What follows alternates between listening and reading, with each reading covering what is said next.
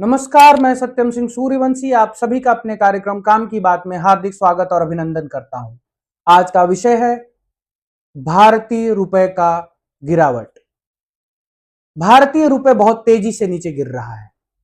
परिस्थितियां यह पहुंच चुकी हैं कि अब वो सैकड़ा पहुंचने वाला है। डॉलर के मुकाबले 100 रुपए तक रुपए की वैल्यू गिर चुकी है और यह कोई नया विषय नहीं है। यह निरंतर चलती हुई बात है। भारत की आजादी के पश्चात जब से रुपए हम सभी के समक्ष प्रस्तुत हुआ है, वो लगातार गिरता चला जा रहा है, गिरता चला जा रहा है। विभिन्न सरकार आती हैं, एक दूसरे पे दोषारोपण करती हैं, लेकिन रुपया क्यों गिर रहा है, क्यों गिरता चला जा रहा है, इस पे कोई चर्चा नहीं होती है। लेकिन इस पे चर्चा होनी चाहिए और उसी पे चर्चा करने के लिए मैं आप सभी के समक्ष उपस्थित हूं। रुपए के गिरने के कारण सबसे प्रमुख आयात है। भारत में आयात का प्रतिशत दिन प्रतिदिन बढ़ता चला जा रहा है। चीन से आयात में भारी वृद्धि हुई है।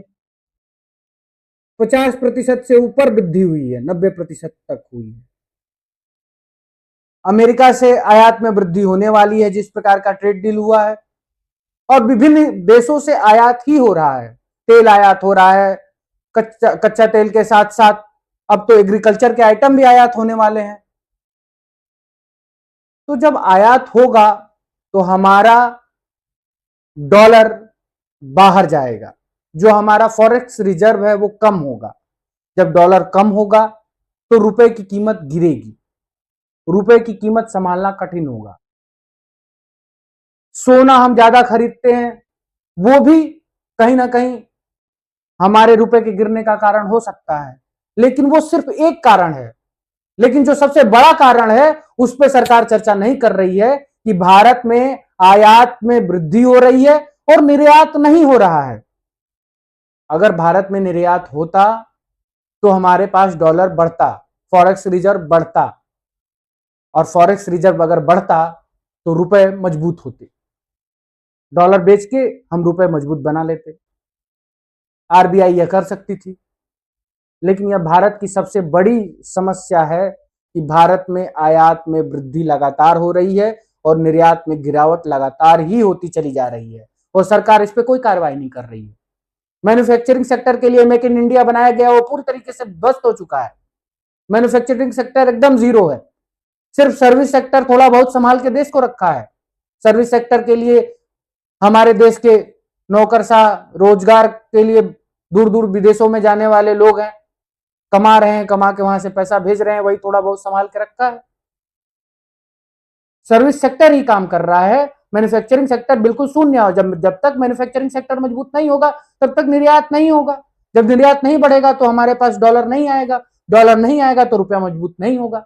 ये सीधी सी गणित है, इसे कोई भी आम आदमी भी समझ सकता है। और अगर आम आदमी समझ सकता है तो उसे समझने की आवश्यकता है कि यह हमारे सरकारों की कमी है। लगातार वर्षों से सरकारों ने इस पर बिल्कुल भी ध्यान नहीं दिया है। उन्होंने सिर्फ सर्विस सेक्टर को आगे बढ़ाया है, मैन्युफैक्चरिंग सेक्टर पे बिल्कुल भी काम नहीं किया है। और देश के प्रधानमंत्री आज के जो हैं माननीय मोदी जी, वो सिर्फ मेक इन इंडिया की बात करते हैं, जबकि आज मैन्युफैक्चरिंग सेक्टर पहले के मुकाबले ज्यादा गिर गया है, निर्यात पहले के मुकाबले और ज्यादा गिर गया है, और आयात पहले के मुकाबले बढ़ गया है। सबसे ज्यादा चीन से बढ़ा है, 50 से 90% तक का आयात बढ़ गया है विभिन्न सामानों पर। हम हर कच्चा माल चीन से खरीदते हैं, दवाई से लेके छोटे छोटे ग्रोसरी आइटम तक सब कुछ चीन से आयातित हो रहा है। जब आयात करेंगे तो डॉलर देना पड़ेगा, डॉलर देना पड़ेगा तो रुपए गिरता चला जाएगा। सिर्फ कच्चा तेल और सोना ही रुपए के गिरने का कारण नहीं है। और अगर रुपए ऐसा ही गिरता रहा तो महंगाई बढ़ती चली जाएगी, वो दबाव आम आदमी पर पड़ेगा।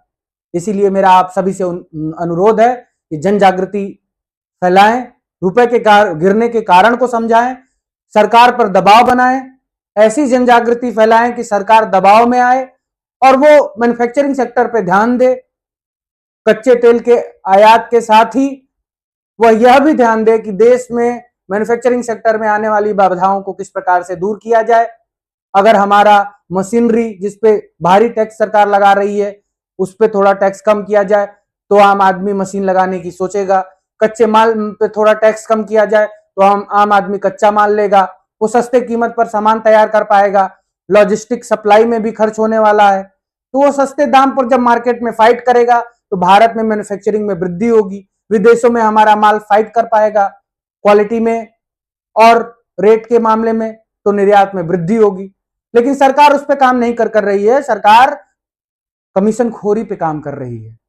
विदेशों से कमीशन आते हैं, चीन, अमेरिका, बड़े बड़े देश फंडिंग करते हैं राजनीतिक दलों को, और राजनीतिक दलों को फंडिंग करके वो आयात को भारत में बढ़ा रहे हैं और निर्यात को कम कर रहे हैं। जो ट्रेड डील हो रहे हैं उन ट्रेड डील में फ्री ट्रेड एग्रीमेंट हो रहे हैं आजकल, जैसे यूरोप से होने वाला है। और हर ट्रेड डील एग्रीमेंट या नए एग्रीमेंट में भारत आयात को बढ़ा रहा है और अपने निर्यात को कम कर रहा है, और उसके लिए यह दे देता है कि हाँ महंगाई कम करनी है तो हमको सस्ता माल आयात करना है। लेकिन वो ये नहीं कर रहा है कि अपने यहाँ के मशीनरी, अपने यहाँ के कच्चे माल, अपने यहाँ की लॉजिस्टिक सप्लाई का रेट कम करे, टैक्स कम करे, ताकि आम आदमी व्यापार करने के बारे में सोचे, उद्योग बैठाए, उद्योग से प्रोडक्ट निकाले और प्रोडक्ट को इंटरनेशनल मार्केट पे ले जाए जहां वो कम रेट में फाइट करे और भारत का निर्यात बढ़े। जब तक भारत का निर्यात नहीं बढ़ेगा तब तक भारत में रुपए का गिरना बंद होना संभव ही नहीं है।